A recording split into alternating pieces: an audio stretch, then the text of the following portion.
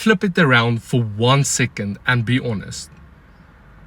Would you hand 15 grand to a stranger whose website you weren't totally sure about? No chance. You'd want to see their reel first. You'd want reviews, photos of work, something, anything that tells you these people aren't going to take your deposit and vanish. You'd do your homework because it's a lot of money and you're not an idiot. Well, that's exactly what the homeowner is doing to you. They're not being difficult.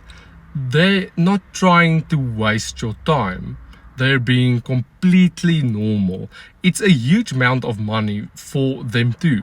So when they land on your site and it gives them nothing to feel safe about, no proof, no faces, no reviews, they do the rational thing. They keep their money and they keep looking. Trust isn't a nice little bonus on top of your offer. Trust is the permission to spend. Without it, the price doesn't even matter because nobody's spending anything.